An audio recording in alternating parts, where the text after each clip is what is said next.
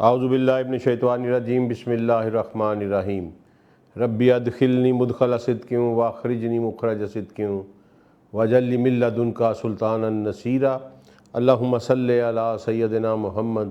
وعلی آلہ وصحابہ وازواجہ وبارک وسلم۔ السلام علیکم۔ اللہ تعالیٰ کے فضل اور کرم سے آج ہم انشاءاللہ سورہ آل عمران شروع کریں گے۔ یہ قرآن پاک کی تیسری سورہ ہے اور یہ بھی کافی طویل سورہ ہے، تقریباً 200 آیات پر مشتمل ہے، لیکن انشاءاللہ اس کو ہم جلد ہی اسپیڈیلی پڑھ لیں گے، کیونکہ پیچھے بیسک سٹرکچر جو ہے تقریباً آلموسٹ ہر واقعے ہر حکم کا بیسک سٹرکچر سورہ بقرہ میں جو ہے وہ بن چکا ہے، تو آگے پھر اس کی جو جزیات اور تفصیلات ہیں وہ پورے قرآن پاک میں آتی ہیں۔ تو یہ سورہ جو ہے نا جی، یہ مدنی سورہ ہے، یہ سارا کا سارا، اور اس میں زیادہ تر آیات جو ہیں تقریباً آلموسٹ 83 آیات جو ہیں آؤٹ آف 200 وہ نجران کے کرسچنز کے بارے میں جو ہیں اس وقت نازل ہوئیں 9 ہجری میں، تو اس کی تفصیل جو ہے وہ آگے آ جائے گی۔ اعوذ باللہ من الشیطان الرجیم بسم اللہ الرحمن الرحیم الف لام میم اللہ لا الہ الا هو الحی القیوم نزل علیک الکتاب بالحق مصدقا لما بین یدیہ وانزل التوراۃ والانجیل من قبل ھدی للناس وانزل الفرقان ان الذین کفروا بآیات اللہ لہم عذاب شدید واللہ عزیز ذو انتقام۔ یہ جی پہلی 4 آیات ہیں، الف لام میم سے یہ سورہ شروع ہوتی ہے، حروف مقطعات میں آتا ہے۔ اللہ لا الہ الا هو الحی القیوم، اللہ جو کہ صرف وہی معبود ہے، اس کے سوا کوئی معبود نہیں، اور وہ حی بھی ہے اور قیوم بھی ہے۔ حی اور قیوم ہم آیت الکرسی میں بڑی ڈیٹیل میں پڑھ چکے ہیں۔ حی اس کو کہتے ہیں جو مسلسل زندہ ہو اور زندگی کے لیے کسی کا محتاج نہ ہو، اور قیوم اس کو کہتے ہیں جو سیلف ایگزسٹنس جس کی ہو اور جو اپنی ایگزسٹنس کے لیے کسی کا محتاج نہ ہو اور ہمیشہ ہمیشہ کے لیے ایگزسٹ کرتا رہے، اور جس کی سٹیٹ میں کسی قسم کی کوئی کمی، کوئی کمزوری، کوئی ضعف نہ آتا ہو، اس کو قیوم کہتے ہیں۔ تو یہ ہم اس میں آیت الکرسی میں بھی ہم پڑھ چکے ہیں۔ اس آیت میں اللہ لا الہ الا هو الحی القیوم، اس آیت میں بہت ساری روایات ہیں کہ آیت الکرسی میں اور اس آیت میں جو ہیں وہ اسم اعظم ہے، واللہ عالم۔ آپ خود ٹرائی کریں اور دیکھیں، اس کو پڑھیں، تو ہو سکتا ہے اللہ کسی کے دل کے اوپر جو ہے اس کا راز کھول دے۔ نزل علیک الکتاب بالحق مصدقا لما بین یدیہ وانزل التوراۃ والانجیل، وہ اللہ ہے جس نے آپ صلی اللہ علیہ وآلہ وسلم پر کتاب اتاری حق کے ساتھ، جو کہ تصدیق کرتی ہے اپنے سے پہلے آنے والی کتابوں کی، اور وہی اللہ ہے جس نے تورات اور انجیل نازل کی۔ من قبل ھدی للناس وانزل الفرقان، اس سے پہلے لوگوں کی ہدایت کے لیے، اور اللہ نے فرقان نازل کیا۔ ان الذین کفروا بآیات اللہ لہم عذاب شدید، اور بے شک جو لوگ اللہ تعالیٰ کی آیات کا انکار کرتے ہیں ان کے لیے شدید قسم کا عذاب ہے۔ واللہ عزیز ذو انتقام، اور اللہ غالب ہے اور انتقام لینے والا ہے۔ ہم نے وہ ایک لیکچر کیا تھا عزیز میں، جس میں ہم نے یا عزیزو کا العزیز کا اسم الہی پڑھا تھا، اور اس میں میں نے آپ کو بتایا تھا کہ العزیز جو ہے میجارٹی دفعہ، یعنی اکثریتی طور پر یہ قرآن پاک میں حکیم کے ساتھ استعمال ہوا ہے، کچھ جگہوں پر رحیم کے استعمال ہوا ہے، اور 2 یا 3 جگہوں کے اوپر یہ ذو انتقام کے ساتھ بھی استعمال ہوا ہے۔ تو اس میں اللہ تعالیٰ یہ کہہ رہا ہے کہ میں غالب بھی ہوں، اور اگر کوئی زیادتی کرے، اپنی حدوں سے تجاوز کر جائے، اور اس کو جو میں ڈیل دیتا ہوں اس ڈیل میں بھی وہ اپنا آپ نہ سنوار سکے، تو پھر یاد رکھو کہ میں بڑا شدید قسم کا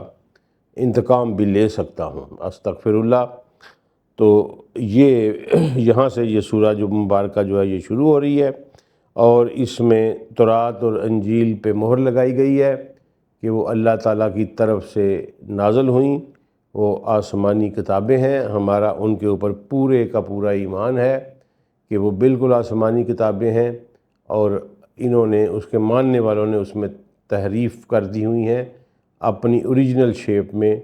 ہمارے لیے وہ انتہائی مقدس ہے۔ اچھا جی، اس میں اب دیکھیے من قبل ھدی للناس وانزل الفرقان، اور ہم نے فرقان بھی نازل کیا۔ اسی طرح سید رسول اللہ صلی اللہ علیہ وآلہ وسلم نے، میں نے آپ کو سورہ بقرہ کی جو ہم نے آخری آیات پڑھی تھی اس میں نے بتایا تھا کہ سید رسول اللہ صلی اللہ علیہ وآلہ وسلم نے آسمانوں میں جو میٹنگ ہوئی ملائے اعلیٰ انبیاء کرام علیہم السلام کی، تو اس میں سید رسول اللہ صلی اللہ علیہ وسلم نے اپنا ایک وصف بیان کیا کہ اللہ نے مجھ پر فرقان بھی نازل کیا۔ اچھا، اب یہ فرقان بعض مفسرین یہ کہتے ہیں کہ یہ قرآن ہی کا نام ہے، اور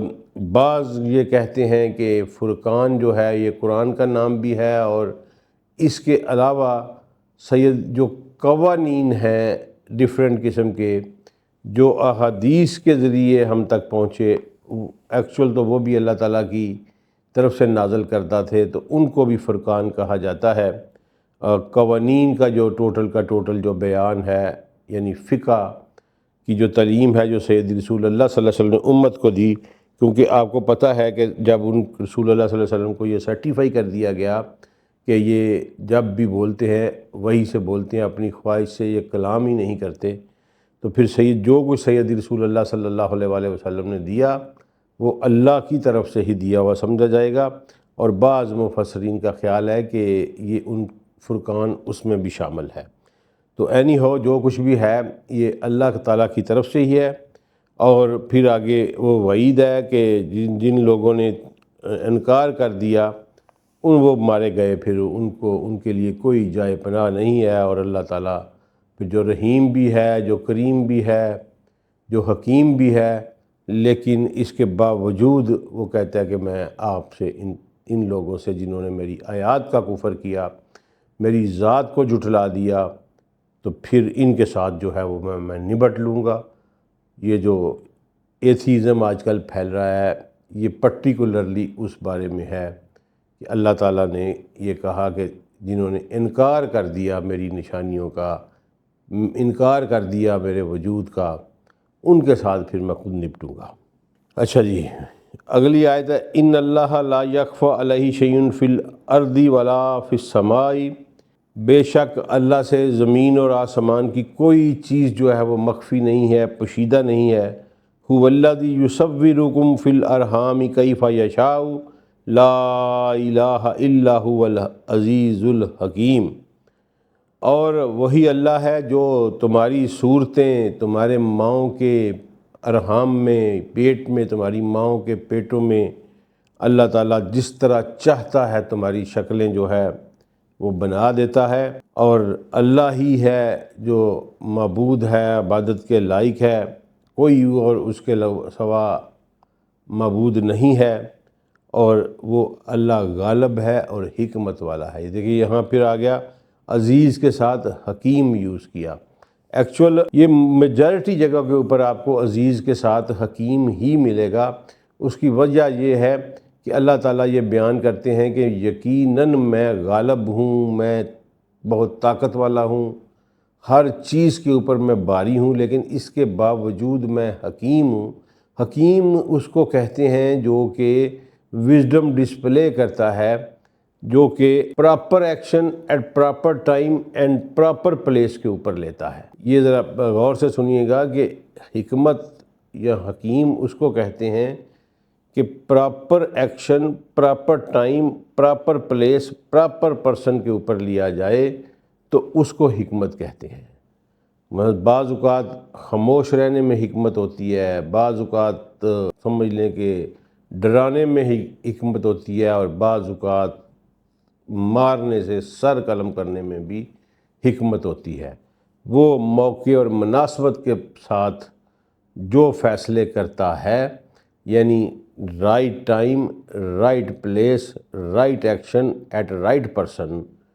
اس کو حکیم کہتے ہیں۔ تو اللہ تعالیٰ کی ذات مبارکہ 100% حکیم ہے،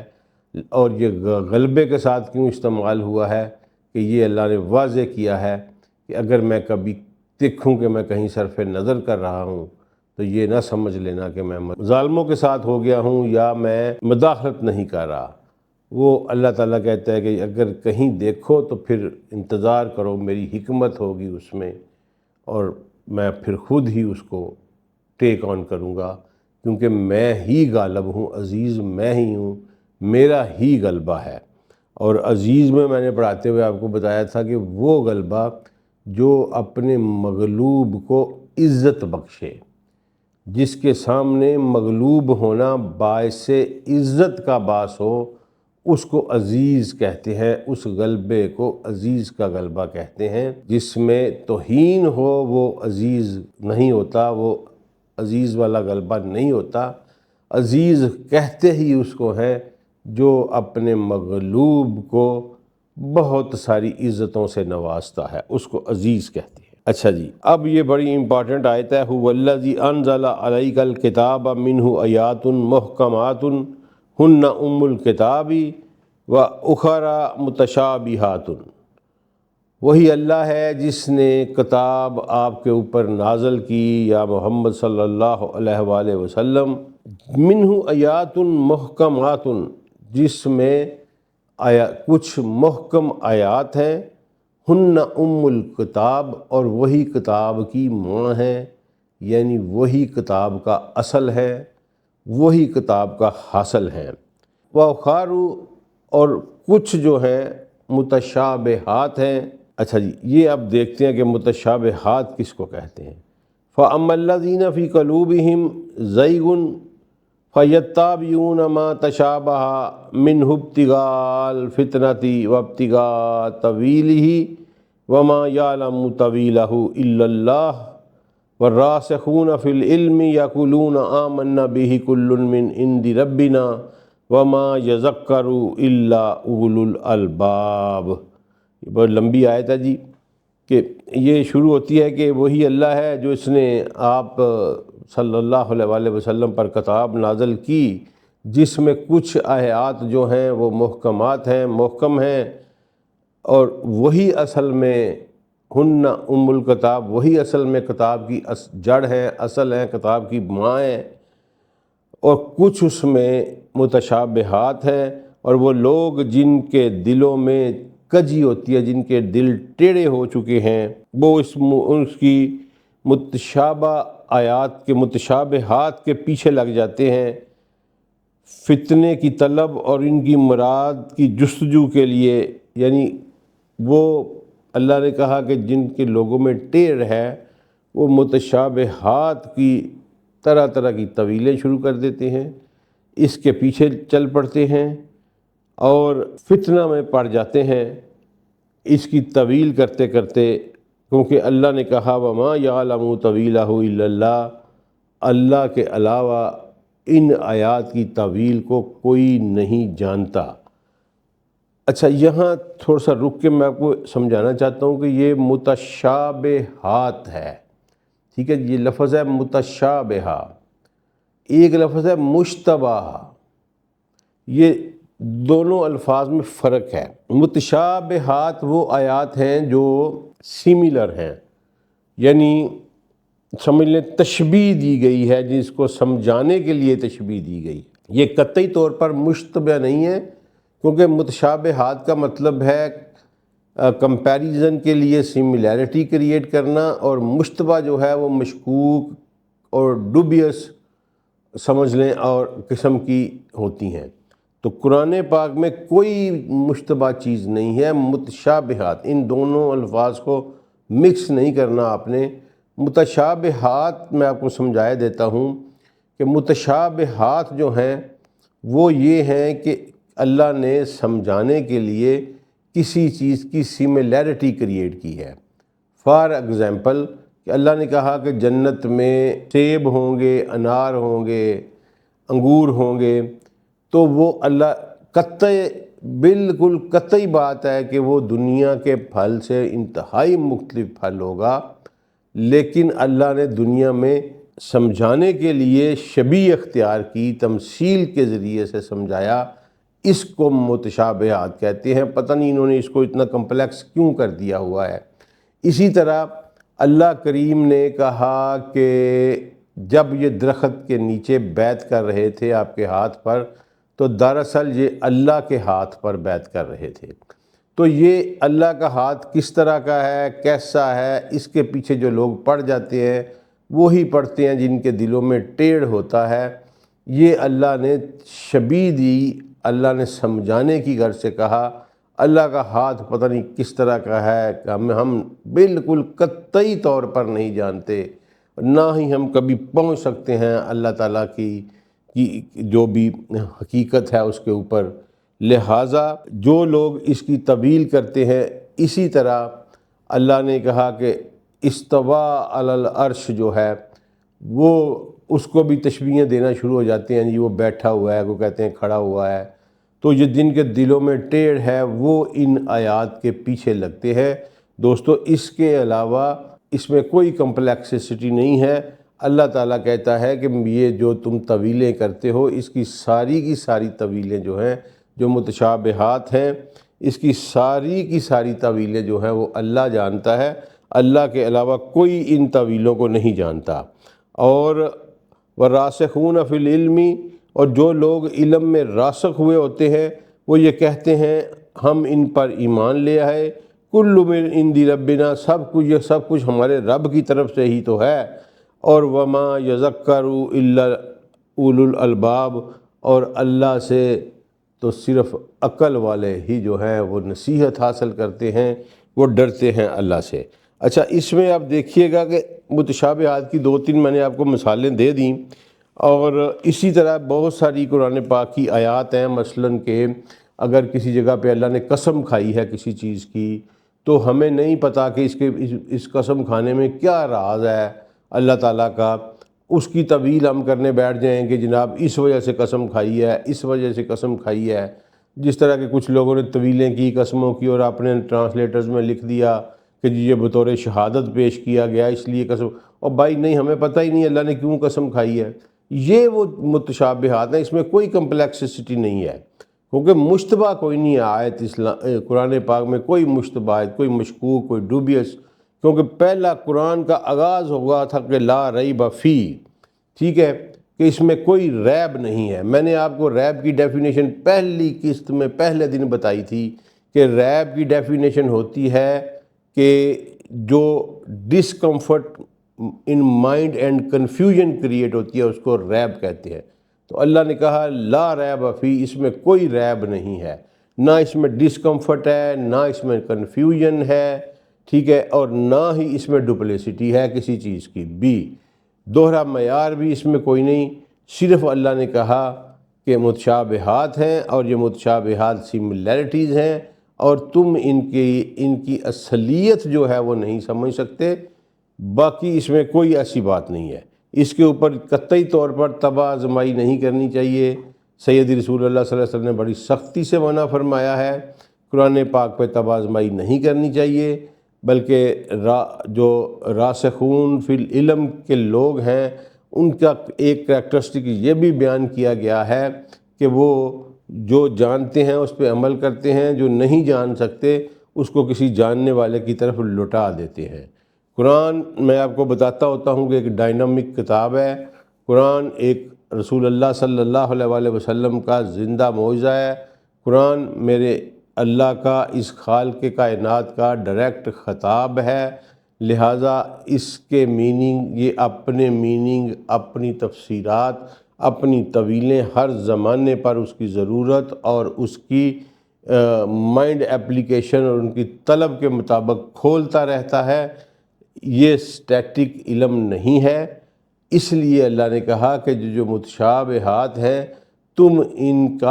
ان کے پیچھے اپنا ٹائم ضائع نہ کرو، محکمات ہی ہیں جن کو امپلیمنٹ تم نے کرنا ہے، اور محکمات ہی ہیں جن کی خلاف ورزی کا تم سے حساب لیا جائے گا۔ اصل اسلام جو ہے وہ محکمات میں ہے، اور محکمات کو پریکٹیکل جو آپ نے زمین کے اوپر نقشہ کھینچنا ہے، ایک سیولائزیشن کا، ایک سسٹم آف لائف کا، تو وہ سارے کا سارا ڈرائیو ہوگا محکمات میں سے۔ تو محکمات وہ ہیں جو امپلیمنٹ ہوتے ہیں، جو اس لیے اللہ نے ان کو الکتاب کہا کہ اصل کتاب کی ماں یہ ہیں، غرض و غایت یہی احکامات ہیں، ان میں حلال حرام کے آ جاتی ہیں آیات، ان میں حدود کی، تجاوز کی، اخلاقیات کی، تجارت کی، جنگوں کی، صلح کی، سب کچھ جو ہے وہ سارے کا سارا محکمات میں شامل ہے۔ اسی لیے اللہ نے محکمات کی آیات کو جو ہے وہ قرار دیا کہ یہ الکتاب ہے۔ اچھا جی، اسی طرح متشابہات میں بھی ایک بہت بڑی مثال ہے کہ جس طرح کہ دو مثالیں ایک دیتا ہوں میں آپ کو۔ ایک جناب عیسیٰ علیہ السلام کی بارے میں جو نصرانیوں نے غلو کیا، وہ ہماری کتابوں میں سے بھی وہی بات اٹھاتے ہیں کہ روح اللہ اور کلمۃ اللہ سے، اور کہ اللہ کا بیٹا بنا دیتے ہیں، نعوذ باللہ، استغفر اللہ۔ یہ متشابہات کی غلط تشریح کی ایک بڑی اگزامپل ہے۔ اور اسی طرح جب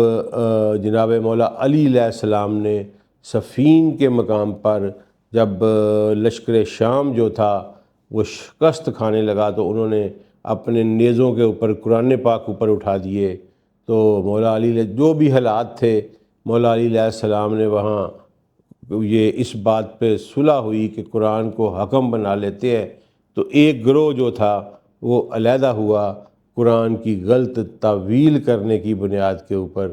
اور انہوں نے یہ تعویل کی کہ تو حکم تو صرف اللہ بن سکتا ہے، حکم صرف اللہ کا چلتا ہے، آپ نے کس طرح کسی اور کو حکم مان لیا، تو حکم مان لیا۔ تو یہ جناب اس سے، یہ غلط تعویل سے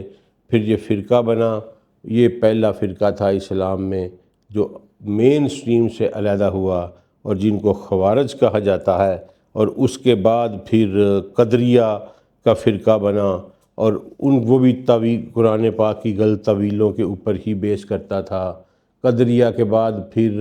اور جو تھے نا جی، وہ فرقے جو ہیں وہ بنتے چلے گئے۔ اور یہ سارا کا سارا کیوں ہوا؟ یہ قرآن پاک کی جو ہے نا جی، یہ متشابہات کی جو تعویلات تھیں ان کے پیچھے پڑنے سے ہوا۔ پہلے قدریہ نکلے، پھر معتزلہ نکلے، پھر اس میں سے جو تھے، کیا ان کا نام تھا، جوہیمیہ پیدا ہوئے۔ اس طرح امت جو ہے وہ فرقوں میں بڑھتی چلی گئی، اور امت کو کوئی ایسا رہنما میسر نہ آ سکا جو ان کو واپس قرآن کی طرف لے کے آتا، اور قرآن کی اس سبق آموز آیت کی طرف توجہ دلاتا کہ قرآن کے اوپر تو اختلاف کیا جا سکتا ہی نہیں ہے۔ ایک بات میری سمجھ میں آئی، ہو سکتا ہے آپ کی سمجھ میں نہ آئی ہو، ایک آپ کی سمجھ میں آئی، ہو سکتا ہے میری سمجھ میں نہ آئی ہو۔ تو ہر مسلمان، عورت اور مرد، جوان بوڑھا، جو بھی ہوش و حواس میں قائم ہے، اس پر یہ فرض کر دیا گیا کہ وہ دین کی بات کو آگے پہنچائے۔ یہ اسی لیے کیا گیا تاکہ اگر ایک بات میری سمجھ میں آ گئی ہے تو میں بیان کر دوں، ایک آپ کی سمجھ میں آ گئی ہے آپ بیان کر دیں۔ اس میں مولوی کا کوئی انسٹیٹیوشن اسلام میں نہیں ہے، جس طرح کرسچینٹی میں پریسٹ کا ایک انسٹیٹیوشن ہے، اسلام میں کوئی پریسٹ کا انسٹیٹیوشن نہیں ہے۔ اسلام میں ہر بندہ اپنے اللہ کے ساتھ جو ہے وہ بات چیت کرنے میں، اپنے معاملات طے کرنے میں آزاد ہے۔ اللہ کے ساتھ خطابت کے لیے آپ کو کسی واسطے کی ضرورت نہیں۔ بہترین طریقہ کار یہی ہوتا ہے کہ ایک چیز ہے جس کی سمجھ لگ گئی ٹھیک ہے، نہیں لگی تو آپ پاس آن کر دیں۔ بہت الجھن ہے تو اللہ سے دعا مانگیں کہ باری تعالیٰ مہربانی فرما مجھے اس کی سمجھ بوجھ عطا کر۔ یقین کریں اللہ ضرور رسپونڈ کرتا ہے، اور بڑی بڑی مشکل گتھیاں جو ہیں وہ قرآن پاک سے سلجھ جاتی ہیں۔ جیسے جیسے آگے آئیں گی میں آپ کو بتاؤں گا کہ یہ گتھیاں کیسے قرآن پاک سے سلجھتی ہیں۔ ان لوگوں نے اس کو اپنی دکانداری کا ذریعہ بنا لیا، اور ڈیفرنٹ قسم کی تعویلات کے اوپر انہوں نے جو ہے لوگوں کو فرقوں میں تقسیم کیا۔ اور آج صورتحال یہ آئی پڑی ہے کہ کوئی بندہ بھی وہ اپنے فرقے کو غلط کہنے کے اوپر تیار نہیں، چاہے اس سے قرآن کی توہین ہو جائے، چاہے اسے رسول اللہ صلی اللہ علیہ وسلم کی توہین ہو جائے، چاہے ان کے برگزیدہ ساتھیوں کی، ان کے وزیر مشیر جو تھے سیدی رسول اللہ صلی اللہ علیہ وسلم کے، چاہے ان کی توہین ہو جائے، لیکن یہ بضد ہوتے ہیں کہ جی یہ روایت ٹھیک ہے، روایت ٹھیک ہے، یعنی ان کا اپنا جو فرقہ ہے اس کی جو کنسپچوالٹی ہے وہ غلط نہیں ہونی چاہیے۔ دوسری طرف چاہے دین کو جتنا بڑا مرضی نقصان نہ ہو جائے، یہ زہر قاتل اس امت میں پرویا گیا، اور اس کی ابتدا جو ہے وہ متشابہات کی تعویل سے ہوئی اور قرآن پاک کو غلط مطلب پہنانے سے ہوئی۔ اچھا جی، اس کے بعد آخری رہ جاتا ہے راسخون، جو علم میں راسخ ہو چکے ہیں وہ لوگ۔ سیدی رسول اللہ صلی اللہ علیہ وسلم سے پوچھا گیا کہ یا رسول اللہ یہ کون لوگ ہیں جو راسخ علم میں راسخ ہیں؟ تو جناب رسول اللہ صلی اللہ علیہ وسلم نے فرمایا، اب آپ دیکھیے کہ وہ عالم، غور کر لیجئے گا، کہ جس کی قسم سچی ہو، جس کی زبان راست گو ہو، جس کا دل جو ہے وہ سلامت ہو، جس کا پیٹ حرام سے بچا ہوا ہو، اور جس کی شرمگاہ جو ہے وہ زنا کاری سے محفوظ ہو، یہ راسخون العلم ہوتے ہیں۔ یعنی خالی کتابیں پڑھ لینا، خالی علم حاصل کر لینا کافی نہیں ہے۔ راسخون العلم سید رسول اللہ صلی اللہ علیہ وسلم نے ڈیفائن کرتے ہوئے آپ نے یہی فرمایا کہ قسم بھی سچی ہونی چاہیے، زبان بھی راست گو ہو، دل بھی ثابت ہو ایمان پر، اور پیٹ جو ہے وہ حرام سے بچا ہوا ہو، اور شرمگاہ جو ہے وہ زنا سے بچی ہوئی ہو۔ تو اس طرح یہ حدیث جو ہے یہ طبری نے بھی روایت کی ہے، مجمع الزوائد میں بھی ہے،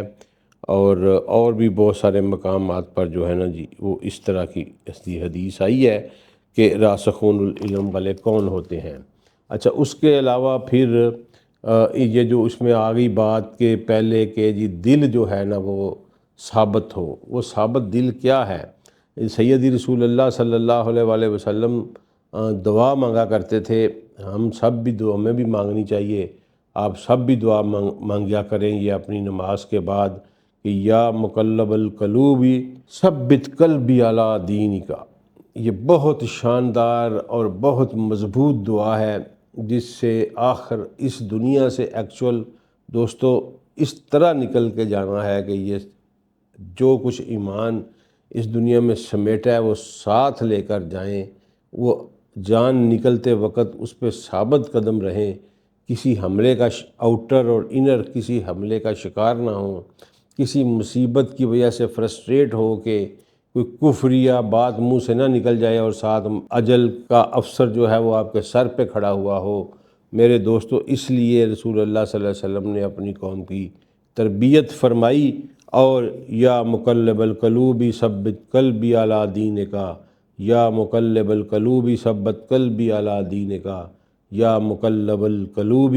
ثبت قلبی علی دینک۔ تو یہ الفاظ جو ہے نا، اس کے علاوہ اللہم مقلب القلوب ثبت قلبی علی دینک، یہ الفاظ بھی آئے ہیں، یا مقلب القلوب بھی آیا ہے، اللہم مقلب القلوب کے بھی ساتھ یہ ہے، ایک ہی بات ہے۔ جس طرح آپ کو سہولت رہے یہ ضرور پڑھا کریں، اس سے گھر میں ایمان سلامت رہے گا، اس سے آپ کا گھر، آپ اور آپ کے بچے جو ہیں وہ سیدی رسول اللہ صلی اللہ علیہ وسلم کی ذات مبارکہ سے جڑے رہیں گے، اور آج کل کے زمانے میں اس کی اہمیت جتنی زیادہ ہے شاید پہلے کبھی نہ تھی۔ یہ آج جی ہم نے پھر الحمدللہ یہ سورہ آل عمران کے پہلے لیسن میں ہم نے 7 آیات جو ہے نا جی وہ پڑھ لی ہیں، اور اگلی ویسے آیات بھی اسی سے ریلیٹڈ ہیں، وہ میں پڑھ دیتا ہوں 2، میں نے تفسیر بیان کر دی ہے۔ ربنا لا تزغ قلوبنا بعد اذ ہدیتنا وہب لنا من لدنک رحمۃ انک انت الوہاب، اور اے ہمارے رب ہمیں ہدایت دینے کے بعد ہمارے دل ٹیڑھے نہ کر دے، ہمیں اپنے پاس سے رحمت عطا فرما، یقیناً تو ہی بڑا دینے والا ہے۔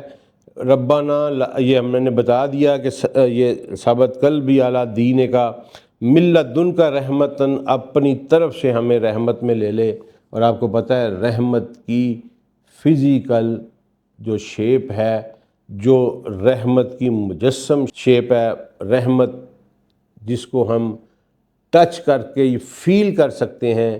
وہ وما ارسلناک الا رحمۃ للعالمین کی ذات ہے۔ میرے رسول صلی اللہ علیہ وآلہ وسلم کی ذات مبارک ہی رحمت ہے، اور یہاں جو ہے وہ مانگا جا رہا ہے۔ اللہ کہتا ہے کہ مجھ سے مانگو کہ ہمارے ایک دفعہ جب ہدایت آ گئی تو ہمارے دلوں کو پھیر نہ دینا، اور پھر ہمارے لیے وَهَبْ لَنَا مِن لَّدُنْكَ رَحْمَةً اپنی طرف سے ایک رحمت کو ہبہ کرنا۔